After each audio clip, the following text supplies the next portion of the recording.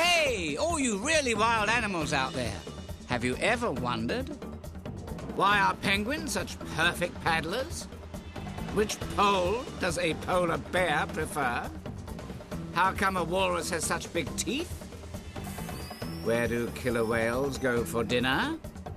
And why are all these animals wearing white? Well, the answers are all ahead, so let's hop right in. It's National Geographic's Really Wild Animals.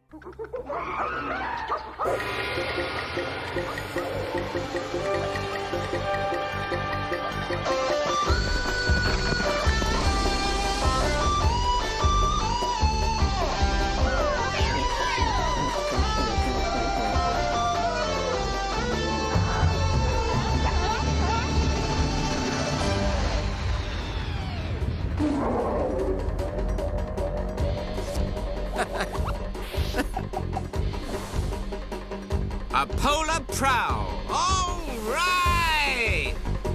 Hey, compadres, it's me, Spin, your world-wandering wildlife watcher. I hope you've got your mittens because we are headed for the very top and very bottom of the world, the Arctic and the Antarctic.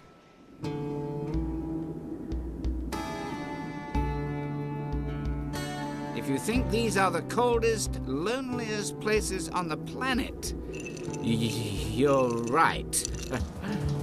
But you'll be surprised how full of life they are, with lots of animals found nowhere else in the world. Because they're perfectly at home right here. Right where? Oh, well, let me show you. Here, around the North Pole, is the Arctic. And here, around the South Pole, is the Antarctic. And we might as well start at the top. Have a look. The Arctic includes most of Greenland, plus the northern parts of Europe, Asia, and North America. But mostly, it's made up of the Arctic Ocean. When you're at the North Pole, you're not standing on land. You're on a huge piece of flat, frozen seawater in the middle of the ocean. Woo! It's called pack ice, and much of it stays frozen all year. And you're looking at the king of the pack ice, the polar bear.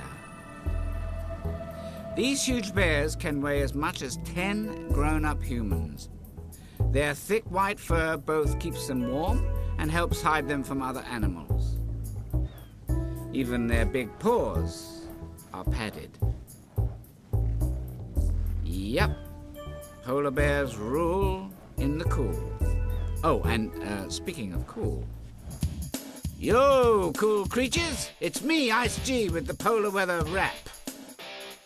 Summertime on the Arctic Ocean, the middle of July, the ice is in motion. It's not real warm, but it's real bright. The sun stays up all day and all night. But winter's on the way, no matter what you say. Darkness is coming for a long stay. The ocean's gonna freeze, the storms are gonna wail. Whoever stays around is gonna freeze his tail. So find a warm place to keep yourself in. Before winter hits, it's back to you, Spin!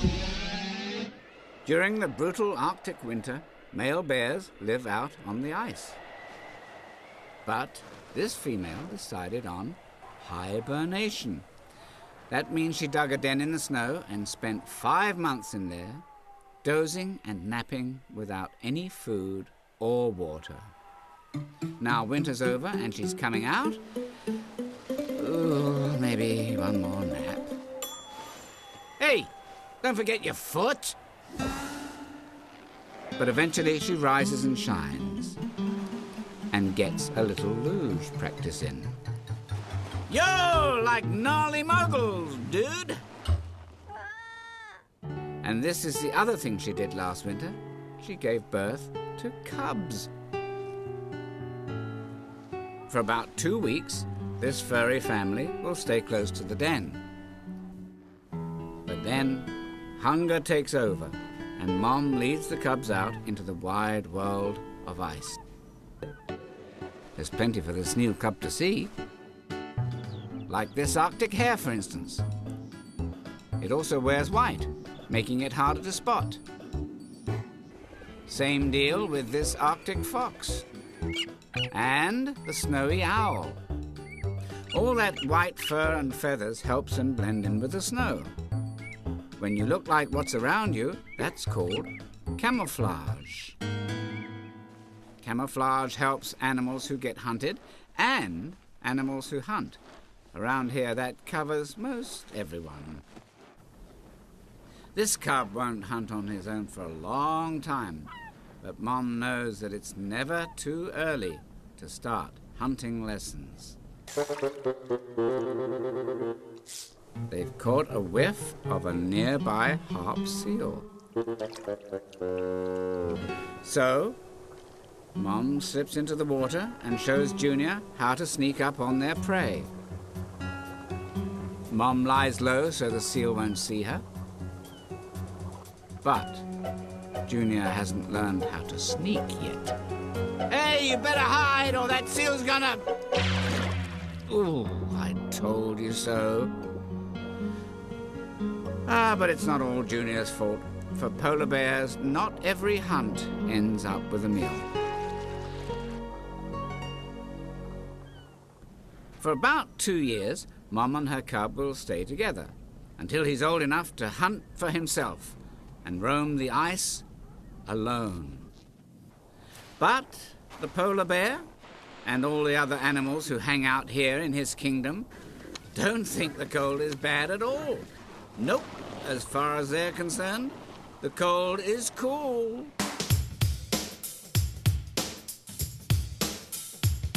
We're living up here in a big deep freeze. It registers about 30 degrees below zero. It's a typical day for us. We're rolling around across the ice. There's a chill in the air and it sure feels nice. It's minus 30 Celsius. We like it cold, cold, cold. It's cool to be cold, cold, cold. Got a special way to dress up here. This winter coat is in style all year round. White on white is hard to see. We can find a spot in the winter time to take a little nap or start a fine family. Sounds good to me. We like it cold, cold, cold. It's cool. It's cool to be cold, cold, cold. Room to move, wide open space for playing around. Everybody in the pool. That's cool. What a groove. What a groove. Fun until the sun goes down. And it's up all summer long. Cold, cold, cold. It's cool. It's cool to be cold, cold, cold. We like it. It's kind of fun in the tundra. It's cool to be cold, cold, cold. It's cool. We like it cold, cold. It's no problem. Cold, cold, cold. It's cool. We like it. Cold, cold, cold. It's cool to be cold, cold, cold. We like it cold. We interrupt this bear for a special iceberg alert. These huge chunks of ice have been breaking off the glaciers like crazy. Look, there goes another one. Yes, these icebergs look huge. And they are even bigger than they look. Just think, you can see only 1/10 of this iceberg. The rest is underwater. So, be very careful where you steer your boat. Luckily, these humongous frozen chunks don't stay around forever. They gradually get eroded by the water and wind and eventually melt and crumble to pieces.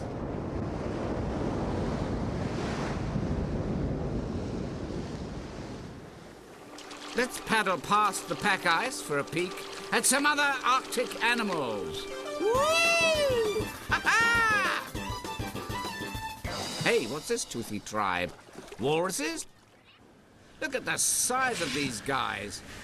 All that fat called blubber helps keep the walrus's body heat in and the cold out. That's called insulation.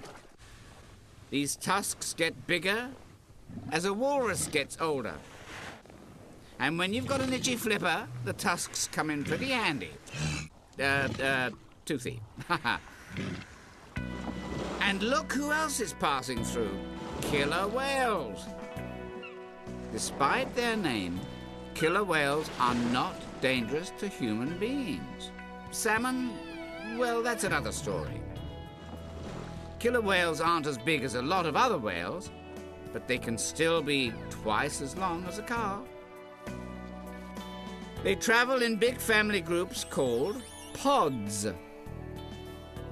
Every summer, you'll find this pod south of the Arctic, off the Pacific coast of Canada, where they know the salmon will be. The fish are heading back to the rivers and streams where they hatched to lay their eggs. But first, they've got to get past the whales. It's a dangerous trip indeed. Spread out in a line, the killer whales move through the water. They use sonar to find the fish. That means they send out loud clicks and listen for the sound as it echoes off of nearby objects. And there's that special sound. Dinner is served, and the salmon are guests of honor.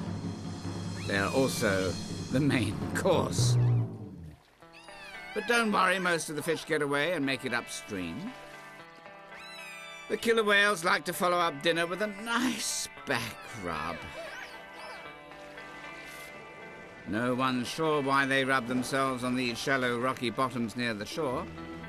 My guess, they do it because it feels good. Okay, enough of this paddling around. Let's head for solid ground. And in the far north, a lot of the solid ground is tundra. What's tundra? Cold, treeless land where the deep down earth stays frozen all the time. But in the spring, the top few inches thaw and the tundra turns into a green, marshy place where thousands of animals come to raise their young and find food. Like these big deer called caribou. Every spring, thousands of them leave their winter homes in the forests of Alaska. They're on their way to the tundra on the coastal plain. That's this northern edge of land, right near the ocean, more than 350 miles away. When animals travel like this, it's called migration. Why migrate? To find food and a place to have a baby, which, in the caribou's case, is called a calf. See, there are lots of wolves and bears who might just want to eat a young caribou. So when it's time to have calves, the caribou move from the woods to the tundra, where there's plenty of food and it's easier to see their enemies. 2 months after starting the trip, the females take a short break, and it's baby time!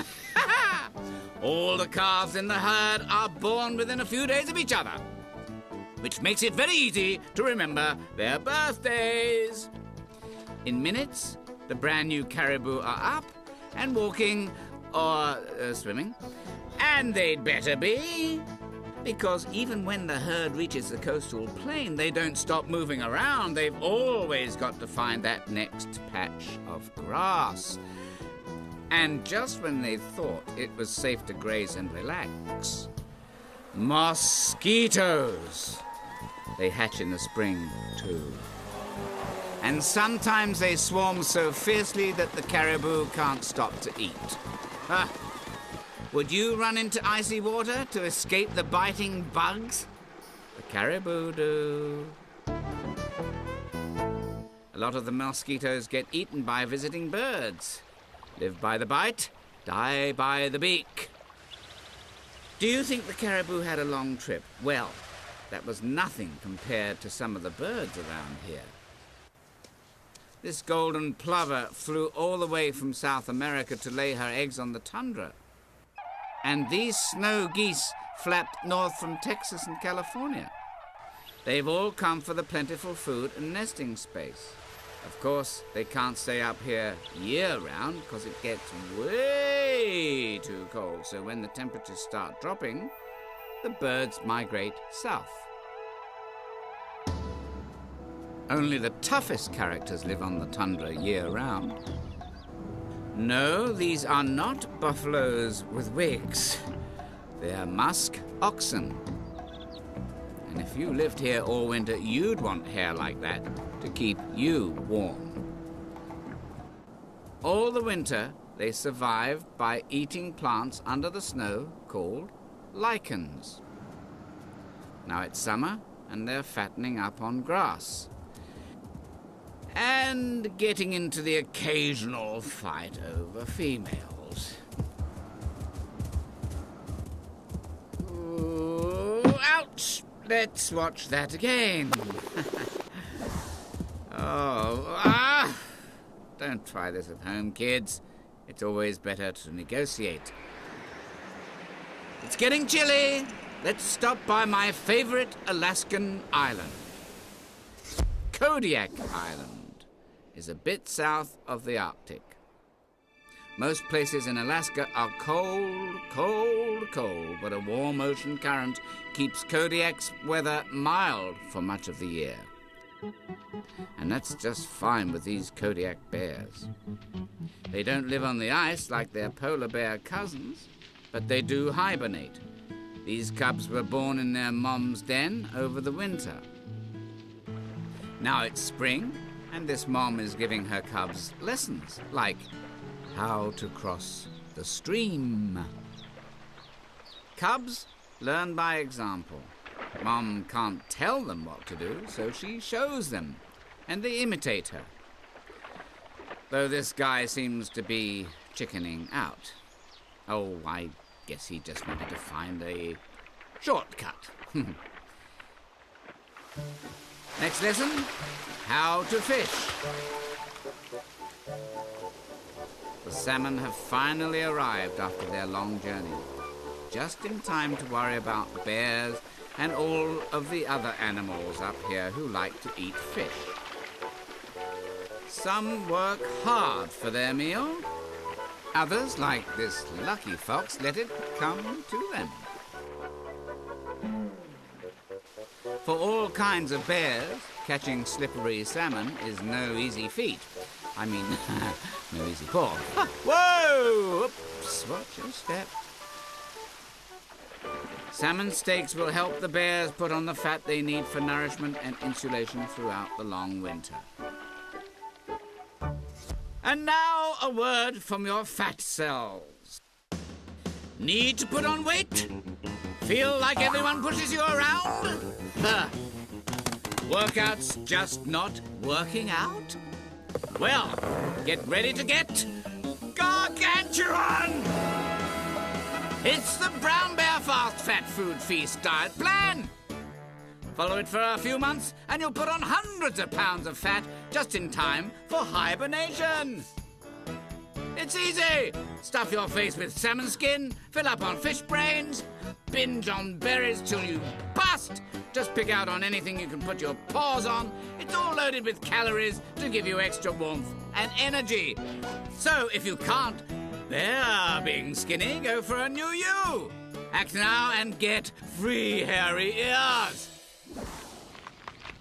Of course, you shouldn't eat that way, but for bears, all that gorging is important. During their winter hibernation, they'll have to live off the fat they store up now. It's just one more way to stay alive in the super cold. Some animals hibernate like the bears. Some migrate, like the caribou or the birds. Some insulate, like the walruses and seals. In fact, most do more than one.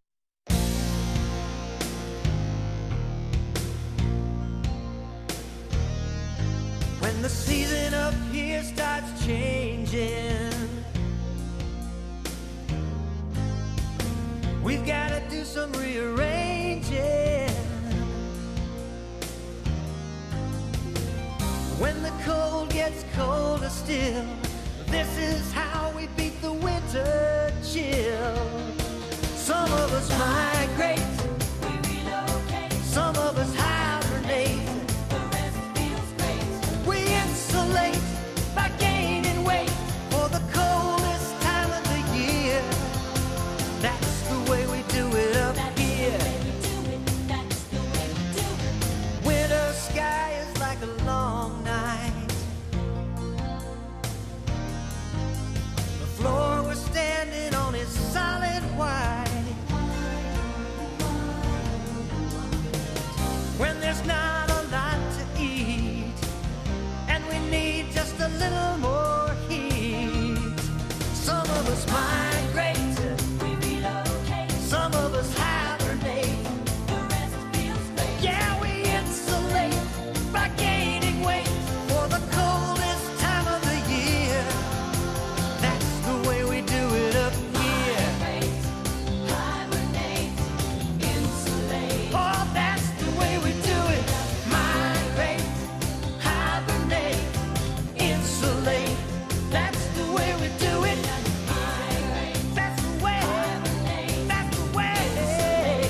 That's the way we do it up here. That's the way. Migrate, hibernate, insulate. Whoa, that's the way we do it. Hibernate, insulate. That's the way we do it up here. Now meet the migrating record holder of them all, the Arctic tern. Twice a year, some of these little birds make an 11,000-mile trip between the Arctic and the Antarctic. Because when it's winter way down south, it's summer way up north. And when it's winter way up north, it's summer way down south. So the terns are actually following summer from one end of the earth to the other. Hope we don't make a wrong turn. Ha ha! Get it? Turn! Come on, folks, these are the jokes. Tough crowd. Through the wonders of animation, we are making the 3-month trip in just a few seconds. Hello down there. We're coming in for a landing. Ha ha! Here, around the South Pole, is the continent of Antarctica. Have a look. This icy continent is bigger than the United States, and it is a continent. Under all that ice and snow is a huge mass of land. The world's coldest temperature was recorded here. 129 degrees below zero. Talk about long underwear. If you like ice, you're going to love it here. In fact, 9/10 of the snow and ice on Earth is right here in Antarctica. Life on land is so tough that most animals spend lots of time in the water, only coming on shore to rest or have babies, including Antarctica's most famous residents. Here they are now, folks, the penguins! If you thought these black and white birds lived near the North Pole, you thought wrong. They only live in the southern half of the Earth. There are more than 15 different kinds or different species of penguins. These are Adelie penguins. They live closer to the South Pole than any other penguin species. They're little, but they're tough. It's October, early spring in Antarctica, and time for these penguins to start raising families. The males come ashore first, ever so gracefully. Each male quickly claims a nesting area, then calls for his mate. Okay, so all neighbors bicker a little. What do they use to build their nests? Well, there's not much choice, really. The hunt is on for the best pebbles on the beach. Once the rock nests are built, the females move in and lay their eggs. Those rocks may not look comfortable, but they'll keep the eggs dry. It's been nearly a month since the penguins have eaten.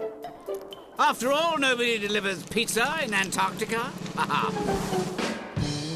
So the males take over egg sitting, and the females head back to the sea to feed.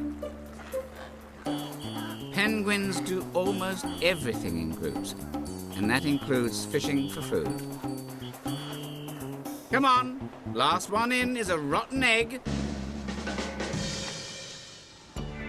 All penguins look clumsy on land, but graceful in the water. Their wings flap like flippers, and their feet steer them like a rudder. A layer of fat, covered with thick feathers, keeps them warm in the icy sea. There's that insulation again. Once they've filled up on seafood, the female adelies cruise back onto land, blasting out of the water because this hungry leopard seal wants penguin salad for lunch. They waddle back to their nests, take over egg duties, and the hungry dads head off to find their own dinner. In about 3 weeks, the eggs hatch, and Mom is ready to feed her chicks some pre-swallowed seafood. Yuck! That's called regurgitation. They eat it right out of Mom's mouth. It may seem gross to you and me, but how else can Mom carry fish for miles without any pockets? Both moms and dads feed chicks this way. Hey! Come back with that food! Soon, the penguins will head out to sea for the winter. But before that happens, another flock of adelies gets some human visitors. Meet the Pensée family, out on their summer vacation. For the past month, Dion, Leaf, and DT have been sailing around Antarctica with their parents. Their mom is a scientist who studies penguins. By estimating how many penguins are in a penguin colony, the Pensées can learn whether the population is increasing or decreasing. Today's homework? Count penguins. Tomorrow's homework? Count penguins. The next day, you guessed it. After they've said goodbye to the waddling birds, the family explores. And what do they come across? A crab-eater seal, chilling on an ice floe. Lots of seals live down here, like this Weddell seal. Check out all that blubber and fur. She has insulated herself, but good. Like the penguins, Weddell seals raise their young during the short Antarctic summer. But seals aren't birds, they're mammals. That means they feed milk to their babies, just like humans do. Seal milk is so fatty it's almost like drinking butter. Will little Willie Weddell fatten up fast enough to survive his first winter? Well, let's just skip ahead a few days and see.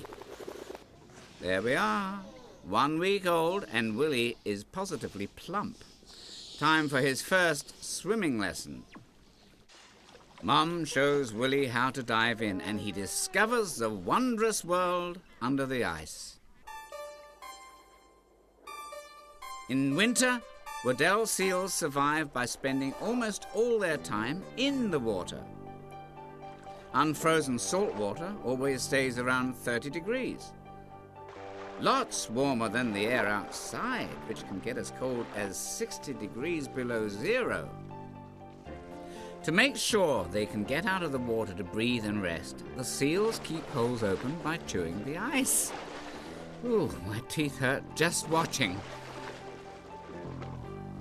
Things are really freezing up around here.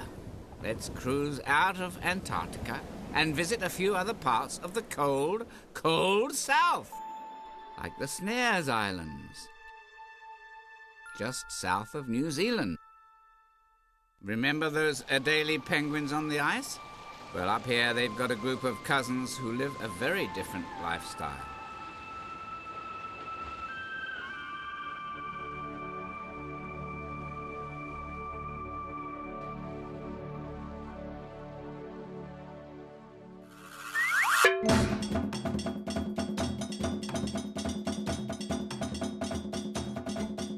Are you a penguin who's tired of living on ice?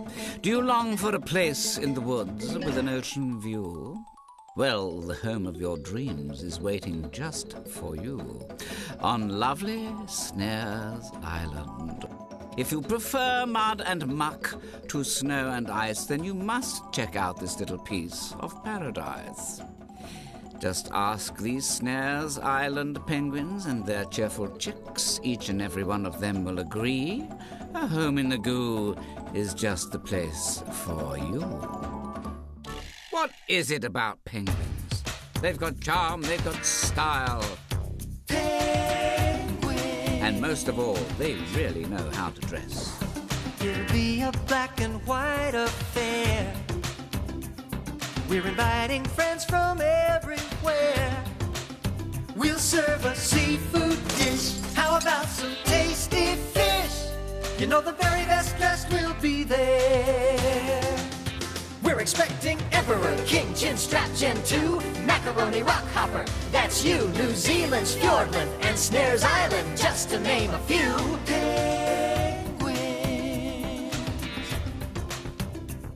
We'll be slipping, sliding on a block of ice. To a penguin, it feels oh so nice. Everybody loves to swim, form a line and dive on in.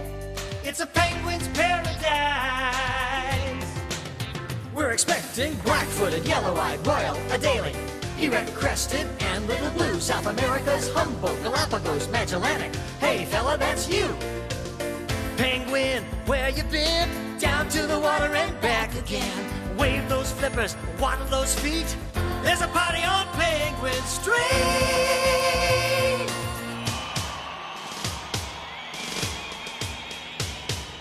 Emperor, King, Chin Strap, Gen 2, Macaroni, Rockhopper. That's you, New Zealand's Fjordland and Snares Island, just to name a few. Black-footed, yellow-eyed, royal, Adelie, erect-crested, and little blue. South America's Humboldt, Galapagos, Magellanic. Remember who's who. Emperor, King, Chin Strap, Gen 2, Macaroni, Rockhopper. That's you, New Zealand's Fjordland and Snares Island, just to name a few. Black-footed, yellow-eyed, royal, Adelie, erect-crested, and little blue. Out. Hey, that's you.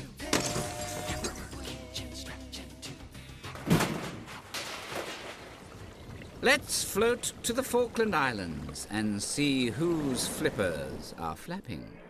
The Falkland Islands are a little bit north of the Antarctic off South America. And there he is now, the glamour boy of the Falklands, the fur seal. Handsome fellow, huh? Check out that hair on the male.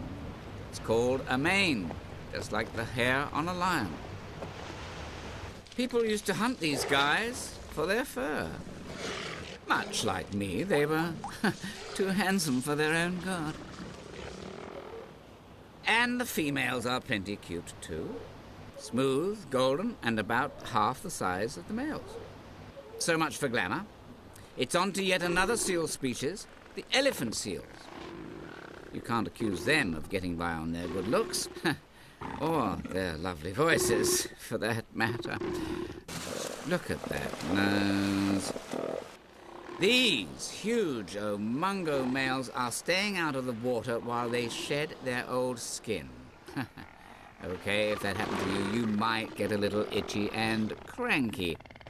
Now imagine if on top of that, little tussock birds came along and started picking at your dead, shedding skin so that they could eat the bugs that live in it. You might get sort of grumpy, right?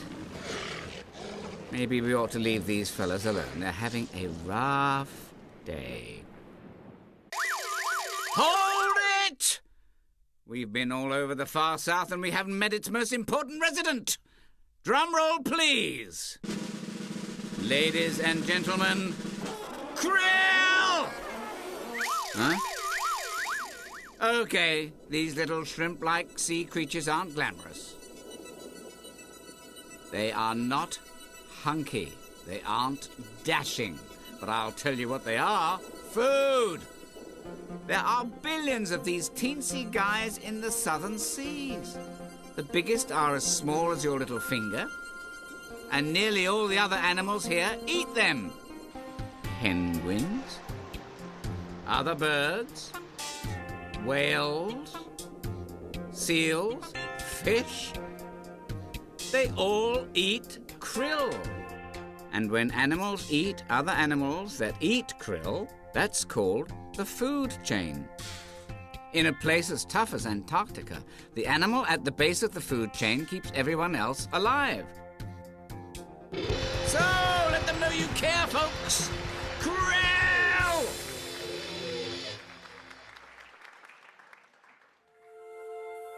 Hey, it's the Pensees! They're still cruising the Antarctic shores. Now, instead of wee little penguins, they're visiting huge big mammals, humpback whales.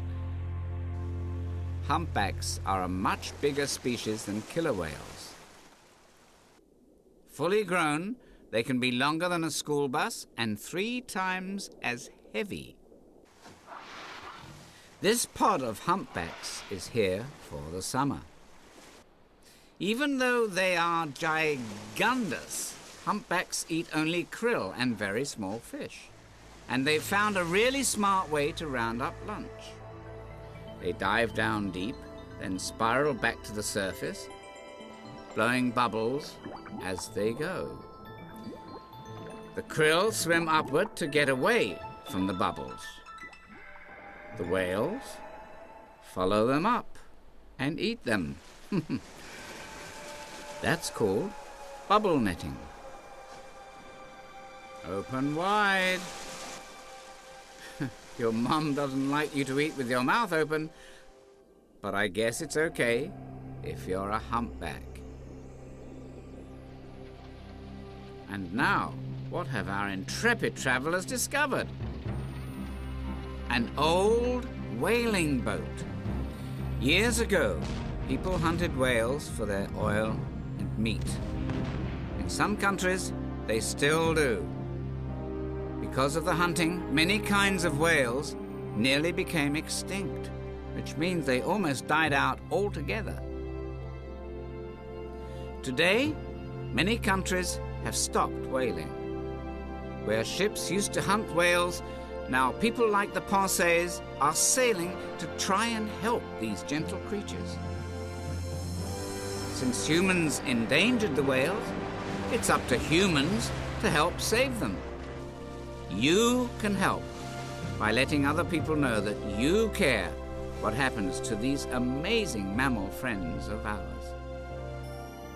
From huge whales to tiny krill, the animals that live in the Arctic and Antarctic are pretty incredible. And the more you learn about these creatures, the more amazing they become. In the most remote places on Earth, these animals have found ingenious ways to survive. Long migrations over hundreds of miles.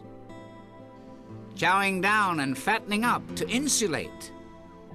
Staying in the water to keep from freezing. And hibernating through the toughest winters. To these cool and courageous characters, the coldest places on Earth aren't forbidding and lonely. They're just home.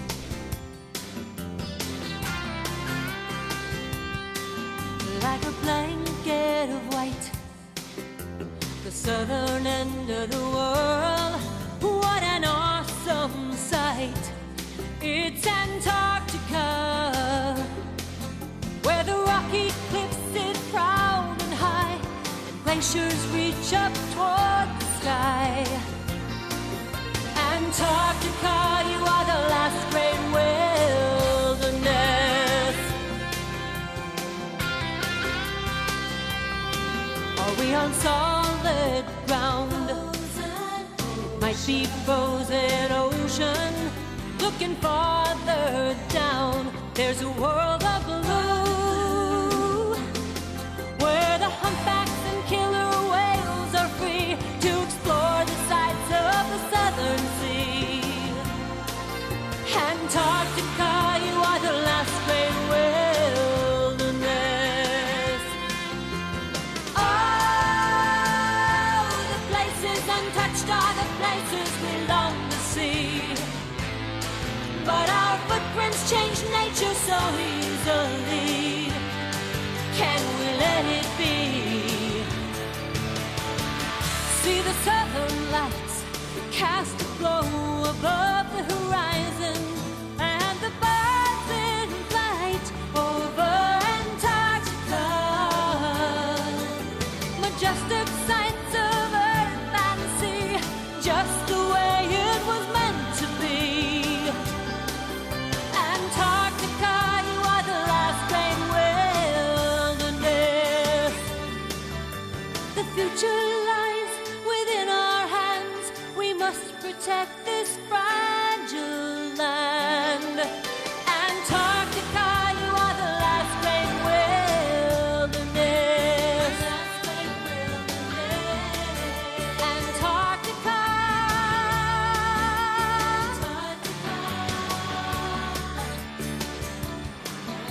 Well, gang, it's been a great adventure exploring the Arctic and Antarctic with you.